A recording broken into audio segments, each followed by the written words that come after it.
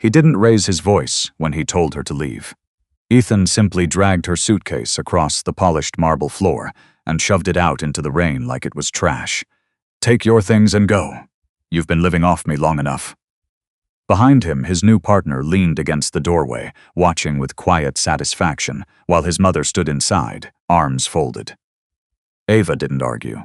She just stood there, soaked, staring at the house she had quietly paid for, and wondering how he could be so certain it was his. Welcome to today's story.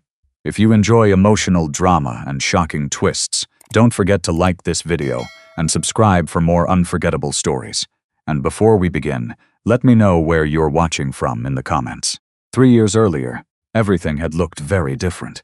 The rain hit harder now, bouncing off the driveway in sharp, uneven bursts. Ava didn't move. Water soaked through her coat, her hair clung to her face, and still, she stood exactly where Ethan had left her, as if stepping away would mean accepting something she wasn't ready to accept yet. Inside the house, the lights were warm, golden, comfortable, the way they always had been. Ethan turned back toward the doorway, already losing interest. Olivia said something softly to him, her voice low, amused. Ava couldn't hear the words, but she didn't need to. She had learned, over the past year, how to read what people said without speaking. Olivia tilted her head slightly, eyes scanning Ava from head to toe, not cruel in an obvious way. Worse, dismissive. Like Ava didn't belong in the same frame. Ethan followed that gaze. "Honestly," he muttered, "more to Olivia than to Ava. I don't know why she's still standing there."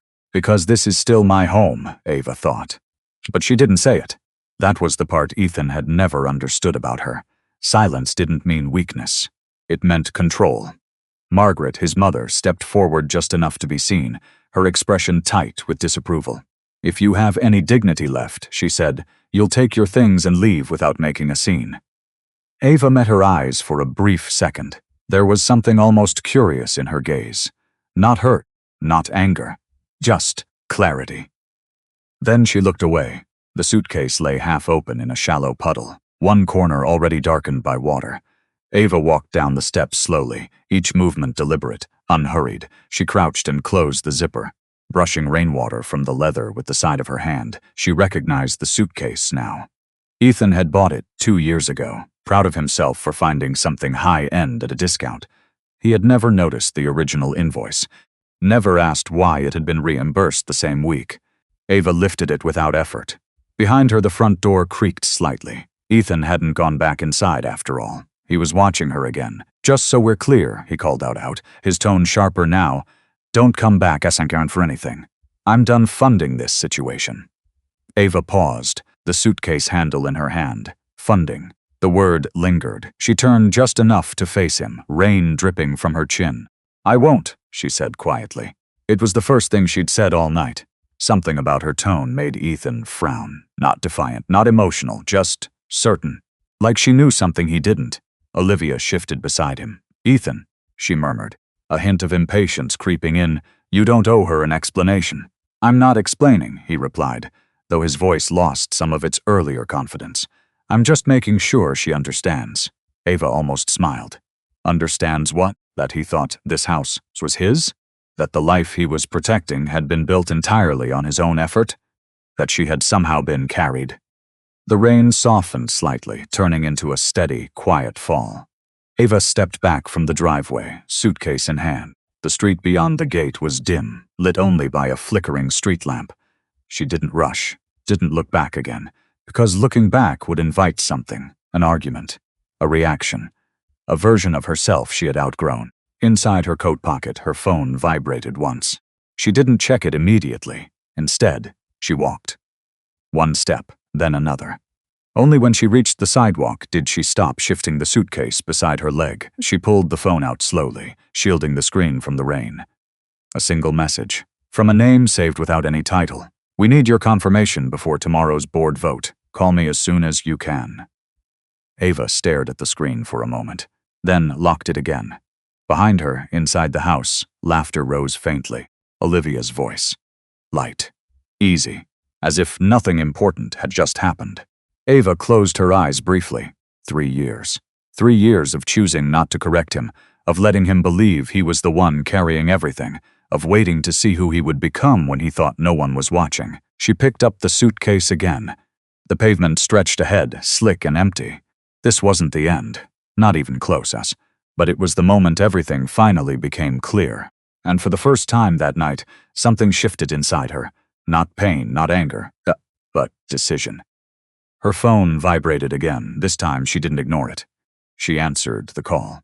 "Yes," she said calmly, stepping into the darkness beyond the gate. "We'll proceed tomorrow." She hung up before the other person could say anything more. Behind her, Ethan closed the door. He thought he had just gotten rid of a burden. Ava adjusted her grip on the suitcase and kept walking, because what he had really done was walk away from something he had never understood, and he had no idea how much it was about to cost him. The rain had slowed to a thin, steady drizzle by the time Ava reached the corner. The street was quiet, lined with identical houses that all looked more confident than the one she had just left behind. She didn't stop walking until she reached the edge of the block, where a single black sedan sat idling beneath a flickering streetlight. She hadn't called for it, but she wasn't surprised it was there. The driver stepped out the moment he saw her, holding an umbrella over her without asking. He didn't look at her clothes, or the water dripping from her suitcase, or the fact that she had just been thrown out of her own home. "Ms. Carter," he said quietly, "where would you like to go?" Ava paused for half a second. Carter. The name she had been using for years now. The name Ethan thought was her real one. "Downtown," she replied. "The usual place." The driver nodded and opened the back door. She slid inside, setting the suitcase beside her. The leather left a faint trail of water across the seat, but the driver didn't comment. He never did. The car pulled away smoothly, leaving the quiet neighborhood behind. Ava leaned her head back and closed her eyes. 3 years. It was strange how quickly something that once felt like a life could turn into something that looked like a mistake. But she didn't feel regret. Not yet. Her phone buzzed again in her hand, the same contact. She opened the message this time. "We're finalizing tomorrow's agenda. Your vote will determine the outcome." She stared at the words for a moment before typing a short reply. "I'll be there." No hesitation. No explanation. The car merged onto the highway, and the city skyline rose ahead of her, sharp and bright against the dark sky. Ava watched it through the window, her reflection faintly visible in the glass. To anyone else, she probably looked like a woman who had just been thrown out of her house by her husband, and in a way, she was. But that wasn't the whole truth. Not even close. Across town, Ethan stood in the kitchen with a glass of whiskey in his hand, staring at nothing in particular. The house felt different, too quiet. Olivia had gone upstairs an hour ago, after a few comments about how exhausting the evening had been. His mother had retreated to the guest room, muttering something about finally correcting a long overdue mistake. And now he was alone. He took another sip. It burned more than usual. He told himself it was relief, that getting Ava out of the house had been necessary, that things would finally move forward now, without the constant tension, without her quiet presence making him feel like he was being watched. Because that was what had always unsettled him the most. Not what she said, but what she didn't. The way she would look at him sometimes, like she understood something he didn't. He set the glass down harder than he meant to. "She was holding you back," Olivia said from behind him. He hadn't heard her come down. Ethan turned. She was leaning against the doorway now, arms crossed loosely, her expression softer than it had been earlier. "You know that, right?" she added. He nodded, a little too quickly. "Of course I know that." Olivia stepped closer. "Then stop acting like you just lost something important." "I didn't," he said, but the words didn't land the way he expected. Olivia studied him for a moment, then reached for the glass and took a sip herself. "Good," she said, "because tomorrow matters more." Ethan frowned. "Tomorrow?" "The meeting," she said, "the expansion deal. You've been talking about it for weeks." "Right." "The deal," he exhaled slowly, running a hand through his hair. "Yeah, tomorrow's big." Olivia smiled, just slightly. "It's more than big. If this goes through, you're not just a senior manager anymore. You're in the room. You finally get to make real decisions." He felt something tighten in his chest. That was what he had been working toward, what all of this had been for. "Exactly," he said. Olivia handed him back the glass. "Then maybe tonight was necessary," she added. "You can't move forward if you're still tied to something that doesn't fit." Something that doesn't fit. Ethan nodded again, slower this time. Yes, he said. That's exactly it. The car came to a stop in front of a quiet building downtown. No sign out front, no obvious branding, just a clean glass entrance and a security desk inside. Ava stepped out, the driver holding the umbrella steady above her. Do you need anything else? He asked. No, she said. That's all. He nodded once and returned to the car. Inside, the lobby was warm and quiet. The man at the front desk stood up the moment he saw her. Good evening, he said, his tone respectful but controlled. We weren't expecting you tonight, I know, Ava replied. Is Mr. Langford still here? The man hesitated for a fraction of an Yes, he's in the conference room. I'll go up, she said. No questions, no delay. The elevator ride was silent. Ava watched the numbers climb, her reflection sharper now in the mirrored walls. She looked exactly the same as she had an hour ago, and yet everything had shifted. When the doors opened, the hallway beyond was empty. The conference room door was slightly ajar, light spilling out into the corridor. Ava pushed it open. 3 people sat inside, mid-discussion. All of them turned at once. The man at the head of the table stood immediately. Ava, he said, surprise flashing across his face. We thought you'd join remotely. I changed my mind, she said. His expression shifted quickly, from surprise to something closer to concern. Are you all right? Ava set her wet suitcase just inside the door. I'm fine, she said. Let's continue. The others exchanged brief glances, then sat back down. Langford remained standing for a moment longer, studying her. The vote tomorrow, he said carefully, depends on your position. I'm aware. And your personal situation won't affect your decision? Ava met his eyes. No, she said. Her voice was calm, certain, controlled, the kind of certainty that didn't come from impulse. It came from knowing exactly where the power was. Langford nodded slowly, then gestured to the document spread across the table. Then we need your final approval on this structure, he said. If you sign, the acquisition goes through. Ava stepped forward, her gaze dropping to the papers. She recognized every line, her clause, every implication, including one detail that made her pause. A small section, buried near the end, a subsidiary name, one she knew very well. Her fingers hovered just above the page, because if this went through tomorrow, Ethan wouldn't just be attending that meeting. He would be walking into a room where every decision had already been made without him, and he still believed he was about to take control. Ava didn't sign immediately. Her fingers rested lightly on the edge of the document, tracing the margin without touching the ink. The room was quiet again, the earlier discussion now replaced by a tense stillness that no one seemed willing to break. Langford watched her carefully. Is there a concern? No, she said, just confirming something.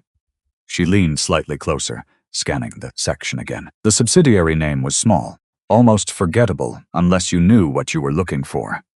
Most people wouldn't notice it. Most people didn't understand how structures like this were layered. But Ava did, because she had approved the original formation of that entity 2 years ago. She straightened and picked up the pen. I'm fine with the structure, she said, but I want one adjustment. The others exchanged glances. What kind of adjustment? One of them asked. Ava tapped the page reporting line. It needs to stay independent until after the transition period. Langford's brows drew together. That's not how it was proposed. I know, she replied, but it's how it's going to work. Her tone wasn't sharp. It didn't need to be. There was a quiet authority in the way she spoke, something that didn't come from title or position, but from certainty. Langford held her gaze for a moment, then nodded slowly. All right, we can revise that. Good, she signed. The pen moved smoothly across the page, her signature quick and no hesitation this time. One of the others shifted in his seat. Once this goes through tomorrow, the leadership team changes. There will be adjustments, I'm aware, Ava said. And Ethan Clark is positioned to benefit from that, he added almost cautiously. Ava didn't look up. I know, she said again. What she didn't say was that she also knew exactly how temporary that position would be. Ethan barely slept. By morning, the house felt unfamiliar, not because anything had physically changed, but because something invisible had shifted overnight. The silence lingered longer than it should have. The rooms felt bigger, emptier. He told himself it was a good thing. A clean break. That was what people needed sometimes. Still, he avoided looking at the front hallway where Ava's shoes used to sit. Avoided opening the closet where her clothes had been. Avoided thinking about how little space she had actually taken up. Olivia was already dressed when he came downstairs, scrolling through her phone at the kitchen counter. "You're up early," she said without looking at him. "Big day," he replied. She nodded. "Exactly. So let's not waste it." He poured himself coffee, stronger than usual. His hands were steady, but his thoughts weren't. "You're going straight to the office?" she asked. "Yeah. I want to be there before the others." "Good." She set her phone down. "You need to be in control of that room the moment you walk in." He almost smiled. That was what he liked about Olivia. She understood ambition. She spoke the same language, unlike Ava. Ava had always seemed distant from it, like she didn't care about status or recognition, like she was playing a different game entirely. He pushed the thought away. "That's the plan," he said. Back downtown, Ava stood in front of a tall window, watching the city wake up below her. She hadn't gone home, not to that house, not to anywhere that could be traced back to Ethan. Instead, she had taken a quiet swite in a building her name wasn't publicly attached to, one of many, simple, clean, private. Her suitcase rested in the corner, still damp at the edges. She hadn't unpacked, there was no need, her phone rang. This time the name was different. Ava, the voice on the other end said, "Calm, professional. We reviewed the final documents. Everything is in place. Good. There's one more thing," he added.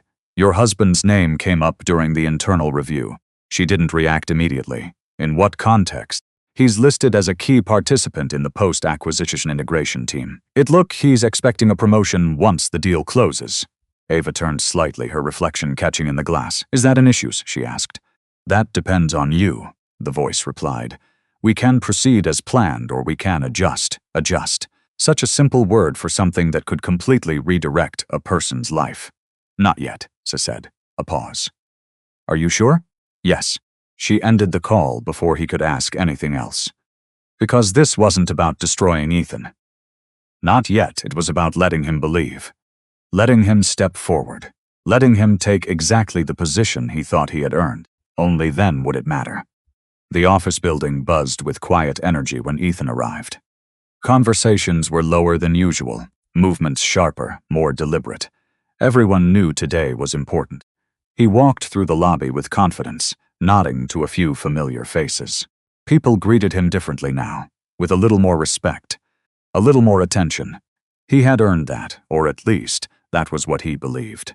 In the elevator, he checked his reflection, adjusted his tie, smoothed the front of his jacket, controlled the room. That was what Olivia had said, and he would. The conference floor was already active when he stepped out. Assistants moving quickly, doors opening and closing, voices carrying just enough tension to remind everyone what was at stake. He spotted one of the senior directors near the entrance.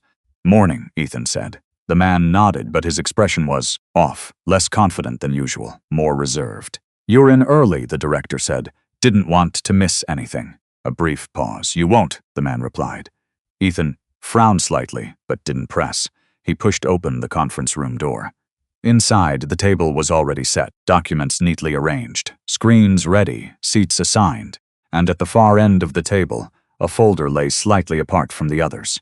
Thicker, marked, with a name printed clearly across the top. Ethan stepped closer, curiosity pulling him in.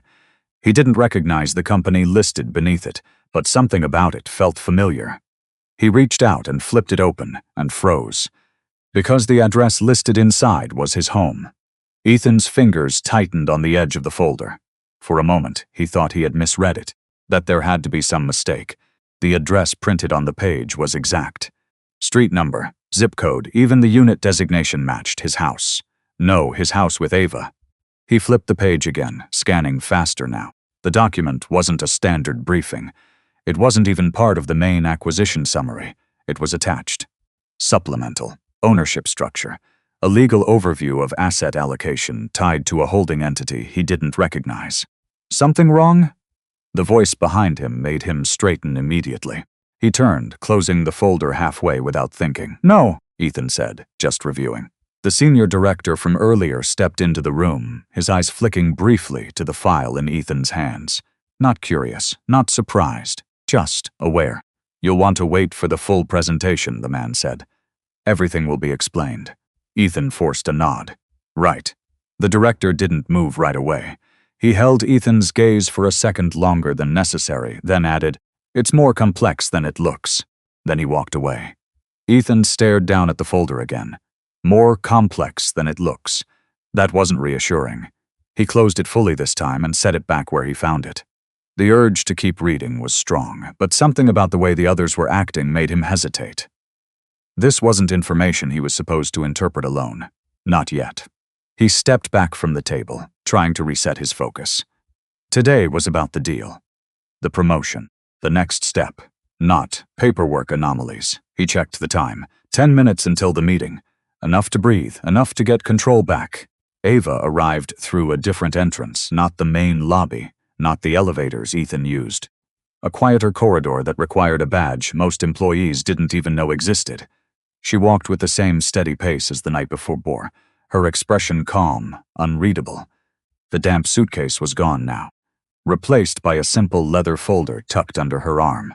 No one stopped her. No one questioned her. The security officer at the checkpoint simply nodded and stepped aside. "Good morning, Miss Carter." "Morning." She didn't slow down. Inside, the executive hallway was already active, but the energy here felt different, less frantic, more controlled. People spoke in lower tones. Doors opened only when necessary. Ava passed 2 assistants who immediately straightened when they saw her. "Conference room is ready," one of them said quietly. "They're waiting for you upstairs." "I know," Ava replied. She pressed the elevator button and waited. Her phone buzzed once in her hand. "Langford, everything's set," he said when she answered. "They're all here. I'm on my way. There's been some interest in the property file," he added carefully. Ava's reflection in the elevator doors didn't change. "Who? Clark," Langford said. "Of course." Ava exhaled slowly, not out of frustration, but acknowledgement. "He saw it?" "Briefly. Good." There was a pause on the other end. "You expected that?" "Yes." Another pause, longer this time. "Once this starts, there's no pulling it back quietly. I'm not trying to." The elevator doors opened. "I'll see you inside," she said and ended the call. Ethan took his seat near the middle of the table. Not the head, not yet, but closer than he had ever been before. That mattered. The room filled quickly. Directors, senior partners, legal advisors. Faces he recognized and some he didn't. Conversation stayed low, focused, professional, controlled. But something still felt off. Subtle, but there. He noticed the way people glanced toward the door more often than usual. The way conversations paused mid-sentence, then resumed with forced normalcy, like they were waiting for someone. He leaned slightly toward the man beside him. "Is there an external stakeholder coming in?" The man hesitated, then gave a non-committal shrug. "Something like that. Not helpful." Ethan leaned back in his chair, masking the flicker of irritation. He was supposed to be part of this. Not guessing, not waiting. At the front of the room, the main screen lit up. The acquisition overview appeared, clean and structured, numbers, projections, timelines. Familiar territory. He exhaled slowly, grounding himself in it. This was what he understood. This was where he was strong. The presentation began. Ava stood just outside the door. She could hear the faint murmur of voices inside. The rhythm of a meeting already in motion. Structured. Predictable. For a moment, she didn't move. Not because she was unsure, because she was choosing. 3 years of silence. 3 years of observation. 3 years of watching Ethan build confidence on a foundation he never questioned, and now he was inside that room, believing he was about to step into something bigger. She could let it play out a little longer. Let him speak. Let him position himself. Let him show exactly who he had become. Or she could end it now. Ava adjusted the folder in her hand. There was no anger in her decision. No need clarity. She reached for the door handle. Inside, Ethan was speaking now. Confident. Measured. Outlining integration strategies like he had already secured his place. Some of the directors listened, some didn't. Ava pushed the door open. The room shifted instantly. Not loudly, not dramatically, but enough. Conversation stopped. Eyes moved. Ethan's voice cut off mid-sentence. He turned, and for a brief second, something in his expression changed. Confusion, then disbelief, because they didn't look like someone who had been thrown out of her house the night before. She looked composed, prepared, like she belonged there, which made no sense. Not to him. Not in this room. She stepped inside, calm, unhurried, her gaze moving across the table once before settling. Not on Ethan. On the seat at the far end, the one no one else had taken. Langford stood immediately. "Good morning," he said. Not casual, not equal. Respectful. Ava gave a small nod. "Let's begin," she said, and Ethan realized too late that this meeting was not his to control. The room didn't recover right away. It didn't erupt into confusion or questions. It simply stalled. Conversations died mid-thought. Papers stopped moving. Even the air felt heavier, like something unseen had just shifted the balance of the entire space. Ava walked to the far end of the table and took the empty seat. No one told her to. No one questioned it. Because they all understood exactly what that seat meant. Ethan didn't. He stayed frozen for a second too long before forcing himself back into motion. His hand tightened against the edge of his chair as he slowly sat down again, his eyes fixed on her. This didn't make sense. Not the way she walked in. Not the way Langford had stood up for her. Not the way the room had gone quiet. Ava didn't look at him. She opened her folder, set it neatly in front of her, and nodded once toward Langford. "Continue," she said. The presentation resumed, but the tone had changed. Before, it had been structured, controlled, predictable.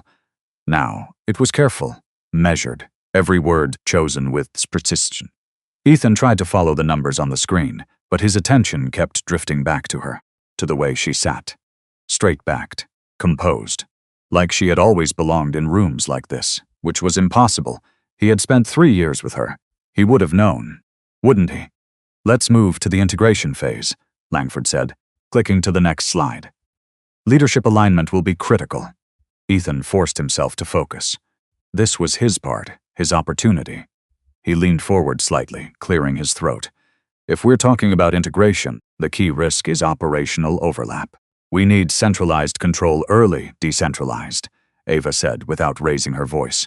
The interruption cut cleanly through the room. Ethan stopped mid-sentence. Every head turned toward her. She didn't look at him. She was still watching the screen, her tone calm, almost conversational. "The structure you're proposing assumes immediate consolidation," she continued. "That creates instability. The divisions need to remain independent through the transition." Ethan blinked, thrown off balance. "That's not efficient." "It's controlled," she replied. Now she turned, just slightly, enough for her eyes to meet his. For a brief second, something passed between them. Not anger, not accusation, recognition. "You're optimizing for speed," she said. "I'm optimizing for retention." The room stayed silent. Because they weren't arguing like a husband and wife. They were speaking like two people with very different levels of authority. Ethan felt heat rise in his chest. "With all due respect, this isn't theoretical. I've been working on this deal for weeks, I know," Ava said. No edge, no challenge. Just acknowledgement, which somehow made it worse. "Then you understand why this matters," he pressed. "I do," she replied, "which is why the current structure stands, not a suggestion, a decision." Langford cleared his throat lightly. "We've already incorporated that adjustment into the final model." Ethan turned toward him sharply. "Since when?" Langford hesitated. "Just for a moment. Since last night." Last night. Ethan's grip tightened on the table. While he was throwing her out, she had been here, making decisions. He looked back at Ava, something sharper now cutting through his confusion. "What exactly is your role in this?" he asked. The question hung in the air, too direct, too late.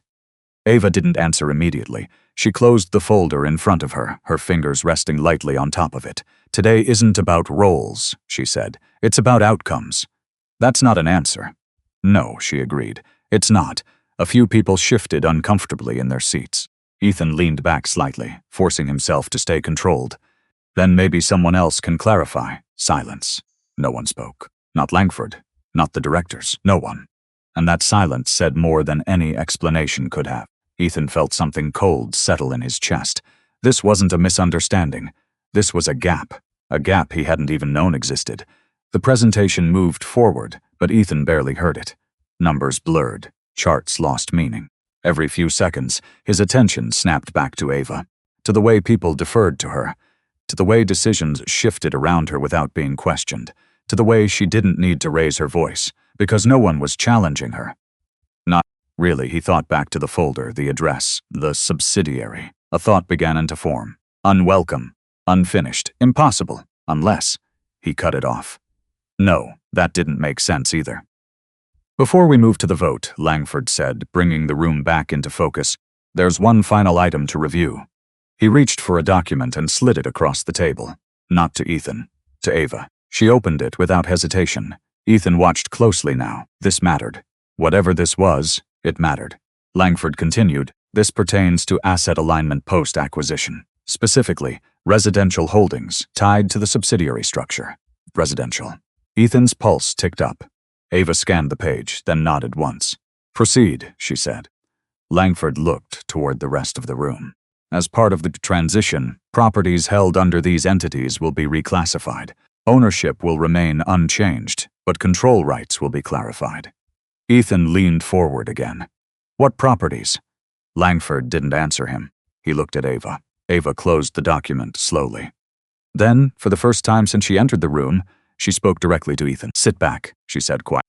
Not sharp, not loud, but final. Ethan froze, because it wasn't just what she said. It was how easily she said it. Like she had every right to, like she always had. His jaw tightened, but he didn't move. Because something deep in his instincts told him that pushing right now would be a mistake. Ava turned back to Langford. You can finalize the language, she said. Langford nodded immediately. Understood. No hesitation. No discussion. Just compliance. Ethan felt it then. Not confusion, not even anger. Something heavier, something colder. Loss of control. The meeting adjourned 10 minutes later. People stood, gathered their things, spoke in low tones again. But this time, the conversations were different. Focused, directed, and not centered around him. Ethan's stayed seated for a moment longer, watching Ava as she closed her folder. She didn't rush, didn't look around, didn't acknowledge anyone else. When she stood, Langford moved toward her immediately, speaking in a tone Ethan couldn't quite hear. Respectful. Again. Always respectful. Ethan pushed his chair back and stood. Ava, he said. She paused. Just for a second. Then turned. Up close, nothing about her looked different. Same face.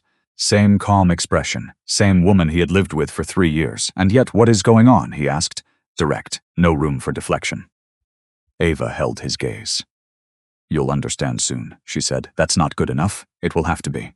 He stepped closer, lowering his voice. That house. She didn't let him finish. Her expression didn't change, but something in her eyes hardened. Be careful what you assume belongs to you, she said. Quiet, controlled, but unmistakable. Then she turned and walked past him. No hesitation, no explanation. Ethan stood there, the words settling into something heavier than he wanted to admit, because for the first time he wasn't sure what he actually owned, and for the first time he started to realize he might have just lost something far bigger than a marriage. Ethan didn't follow her, not immediately. He stood in the middle of the conference room as people moved around him. Voices low, conversations resuming without him. It wasn't subtle anymore. The shift was complete. He wasn't the center of the room. He wasn't even part of it.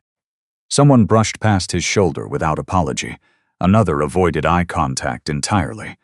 The director who had greeted him earlier was now deep in conversation with Langford, barely glancing in his direction. Ethan felt it clearly now. He had been repositioned.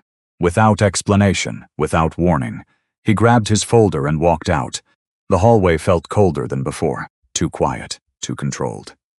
Ethan moved faster than usual, his mind running ahead of him, trying to piece together something that made sense. Ava, the meeting, the folder, the house, the way Langford had looked at her, the way no one had answered his question. None of it aligned, unless... He stopped walking, turned sharply, and headed toward the legal department. Ava was already inside a smaller conference room when Langford joined her. The door closed behind him with a soft click. For a moment, neither of them spoke. Ava stood by the window again, her reflection faint against the glass. The city looked the same as it had an hour ago, busy, unaware. Moving forward. You let him see the file, Langford said finally. Yes, that wasn't part of the plan. It is now. Langford studied her carefully. You are accelerating. No, Ava replied. I'm allowing consequences. There was no emotion in her voice. Not anger, not satisfaction, just decision. He's already asking questions. Langford said he should, and when he finds answers. Ava turned slightly, her expression calm. He won't find them where he expects. Langford exhaled slowly. The legal team is ready. The prenup clause can be triggered as soon as he files. I know. And you're certain he will? Ava didn't hesitate. Yes, not because she hoped he would, because she knew him. Ethan didn't wait for permission when he reached the legal floor. He pushed open the glass door and walked straight to the front desk. The assistant looked up, surprised. I need access to the acquisition property file, he said. Her expression tightened slightly. That file is restricted. I'm part of the integration team. I understand. But then pull it, he cut in, his tone sharper now. Or tell me who can. The assistant hesitated, then picked up the phone. Let me check. Ethan paced once, twice, his jaw tight. This was ridiculous. He shouldn't have to fight for information in his own company. After a brief exchange, the assistant hung up. Someone will be with you shortly. Ethan nodded stiffly. Minutes later, a man stepped out from one of the offices. Older, composed, the kind of presence that didn't need to raise its voice. Mr. Clark, he said, I'm told you have questions. Yes, Ethan replied. About the property file tied to the acquisition. The man gestured toward a nearby office. Let's talk. Ava sat down across from Langford, her folder now open again. Inside were copies, not originals. She never carried originals. Once the divorce is initiated, Langford said, the clause activates automatically. There's no discretion there. Good. But he'll fight it, Langford added. He'll claim he didn't understand the terms. Ava allowed herself a faint, almost imperceptible breath. He didn't. That won't hold up. I know. Langford leaned forward, slightly. Then what's your threshold? Ava met his eyes. Clarity. For him, for me. She closed the folder. I gave him 3 years, she said quietly. That's enough. Ethan sat across from the legal advisor, the folder now open again between them. I don't understand this structure, he said. Why is that property listed under a separate holding entity? The man didn't answer immediately. He turned a page, scanning something briefly before looking back up. Because it's not a direct corporate asset, he said. Then what is it? It's part of a private trust. Ethan frowned. Whose trust? Another pause, longer this time. The man's expression didn't change, but something in the air shifted. I'm not authorized to disclose that. Ethan leaned forward. It's my address, I'm aware. Then I have a right to know. The man held his gaze steadily. Do you? The question landed harder than it should have. Ethan sat back slightly, thrown off balance again. I live there. That doesn't establish ownership. Ethan's jaw tightened. I pay the mortgage. The man's eyes flicked briefly to the document, then back to him. Do you? The room went quiet. Ethan felt something cold settle deeper in his chest. What does that mean? He asked. It means, the man said carefully, that the payments you believe are a mortgage may not be structured the way you think. Ethan stared at him. That house, he began, then stopped. Because suddenly, he wasn't sure how to finish that sentence. Mine? Ours? Funded by me? None of it sounded certain anymore. Back upstairs, Ava's phone buzzed again, a new message, from a number she recognized. She opened it without hesitation. He's in legal, asking about the property. Ava didn't respond right away. She looked out the window again, the city stretching endlessly beyond the glass. Then she typed a single line. Let him. She hit send and set the phone end down. Because this was the moment, not the reveal, not yet, but the beginning of understanding, and once that started, it wouldn't. Ethan stood abruptly, pushing his chair back. I want full access to that trust file, he said. The legal advisor didn't move. That requires authorization. From who? A brief silence. Then from the beneficiary. Ethan felt his pulse spike. Then get it, he said. Set it up. I'll talk to whoever I need to. The man studied him for a moment, then nodded once. I'll make the request. Ethan exhaled, tension coiling tighter instead of releasing. Good. He turned to leave, but as he reached the door, the man spoke again. Mr. Clark. Ethan paused. If I were you, the man said, I'd be very careful about what questions I ask next. Ethan frowned. Why? Another pause. Then calmly, because the answers may change more than you expect. Ethan stood there for a second longer, then walked out anyway. Because whatever was happening, he was done being the last one to know. And somewhere upstairs, someone already knew exactly how this was going to end. Ethan didn't go back upstairs. He walked straight out of the building, the glass doors closing behind him with a quiet finality that felt louder than it should have. The city noise hit him all at once, cars, voices, movement, but none of it settled anything inside him. His phone was already in his hand. He didn't think, he just dialed. Olivia picked up on the second ring. "Hey, how did the meeting? It's not what I thought. He caught in." A pause. "What does that mean?" "It means I don't have control over anything yet," he said, his voice tight. "There's something else going on. Something bigger." Olivia exhaled slowly. "Okay. Then we adjust. It's not that simple." "It is," she said. "You find out who's making the decisions, and you get in front of them." Ethan closed his eyes for a second. "I think I already met her," he said. Silence. "Then, what?" He didn't answer right away, because saying it out loud made it real. Ava was there. Another pause. Longer this time. "That doesn't make sense," Olivia said. "I know. She doesn't work there." "I know. Then why was she in that room?" Ethan stared across the street, unfocused. "That's what I'm trying to figure out." Olivia's tone shifted, sharper now. "Did she say anything?" "Not much. But people listened to her. That part lingered. People listened, not politely, not out of courtesy, out of expectation." Olivia didn't respond immediately, then quietly, "You need to get ahead of this. I am." "No," she said. "You think you are. But if she's connected somehow, and you just kicked her out," the sentence trailed off. Ethan's grip tightened on the phone. "She's not connected," he said, more forcefully than he meant to. "You don't know that." "I do." But the certainty wasn't there anymore. Upstairs, Ava stood alone in the now empty conference room. The chairs were pushed back, papers cleared. Screens dimmed. Only the faint reflection of the city remained in the glass. She hadn't left immediately after the meeting. She rarely did.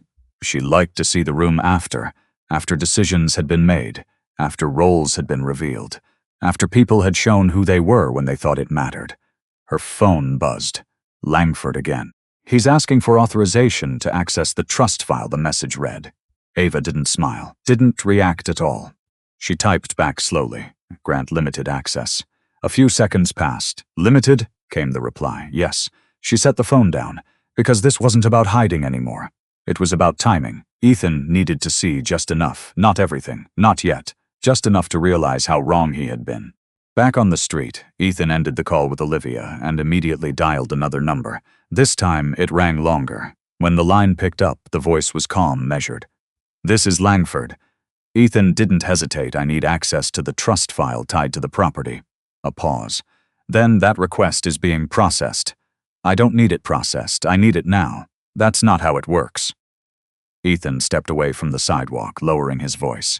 "Look, I don't know what's going on, but that address is mine. If there's something tied to it, I have a right to know." Langford didn't respond immediately. When he did, his tone was different, more careful. "You'll be granted partial access shortly," he said. "I suggest you review it before making any assumptions." Ethan frowned. "What does that mean?" "It means," Langford replied, "that not everything is structured the way you think it is." The line went dead. Ethan stared at the phone. Again, the same phrase, the same warning, and still no answers. An hour later, Ethan sat alone in a smaller office, the file open in front of him. This time, it wasn't not completely, but parts of it were redacted, names blacked out, sections removed. Still, there was enough, more than enough. He flipped through the pages slowly, his breathing steady but shallow. The property, the trust, the payment structure, it was all there, just not in the way he expected. The house wasn't under his name, not even jointly. It was held under a private trust entity, the same one listed in the acquisition documents. He frowned, reading more carefully. Monthly payments, not mortgage. Contribution, allocated funds, directed through an intermediary account. His account. Ethan sat back slightly. "No," he muttered under his breath. That didn't make sense. He had signed the mortgage. He had gone through the bank. He remembered the paperwork, didn't he? His eyes dropped to the next page. A familiar date. The closing. And beneath it, a second signature, not his, Ava's, but not as Ava Carter, a different name, a longer one. One he had never seen before. Ethan leaned forward again, his pulse picking up. He read it twice, 3 times, still didn't fully process it, because it didn't match the woman he thought he knew. It didn't match the life they had lived. It didn't match anything. He flipped to the next page. Another reference. The same name. Connected to the trust. Connected to the holding entity. Connected to, Ethan stopped, his breath caught. because suddenly the pieces started to align. Not completely, not clearly, but enough to form something dangerous, something he wasn't ready to accept. His phone buzzed. A new message. Unknown number. He opened it. Before you jump to conclusions, you should ask her why she never corrected you. Ethan stared at the screen, then back at the document, then back at the name. His hands felt colder now, because for the first time, he wasn't just confused. He was starting to understand that the entire foundation of his life, his house, his position, his sense of control, might not have been his at all.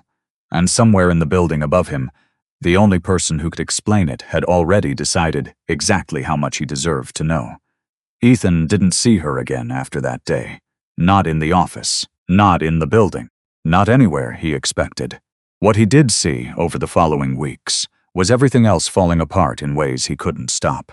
The promotion never came. The integration team was restructured quietly, his name removed from key decisions without explanation. At first he thought it was temporary. A delay, a shift in priorities. Then the formal notice arrived, reassignment, reduced authority. Then, 2 weeks later, termination. The explanation was clinical. Performance misalignment. Strategic restructuring. Nothing personal. But Ethan knew better. It wasn't sudden. It had been decided long before he understood what was happening. By the time he tried to push back, there was no one left willing to listen. Langford had become distant. The directors avoided him entirely. Meetings he used to lead went on without him. He wasn't pushed out dramatically. He was simply removed. At home, things unraveled faster. Olivia stayed for a while. Long enough to see if the situation would recover. Long enough to ask the same questions he had no answers to. Who is she really? Ethan never gave a clear answer. Because he didn't have one. Not fully, just fragments. A name on a document. A signature that didn't match the life he had known. A room full of powerful people who had treated her like she belonged above them. It wasn't enough, and it wasn't what Olivia wanted. She left without a scene. Just a quiet conversation one evening, her tone flat, practical. "I didn't sign up for uncertainty," she said. "I thought you were building something stable." "I am," he insisted, but even he could hear how weak it sounded. Olivia shook her head. "No, you thought you were." She packed her things the next morning, didn't look back. His mother didn't take it well either. The social invitations slowed first, then stopped. The subtle distance from people who used to treat her with deference became impossible to ignore. Connections mattered, and somehow theirs had shifted. She never said Ava's name directly. But the bitterness was there. "You should have handled that situation differently," she said one evening, pacing the living room. "You let things get out of control." Ethan didn't respond. Because for the first time, he wasn't sure what control had ever meant. The house was the last thing to go. Not immediately, not dramatically, just formally. A letter arrived, then another. Legal language. Clear, precise. The trust that held the property had initiated a transition. He had a limited period to vacate. No negotiation, no argument, because legally, it had never been his. Ethan stood in the same front hallway where he had once thrown her suitcase out into the rain. The memory hit harder now, not because of what he had done, but because of what he had misunderstood.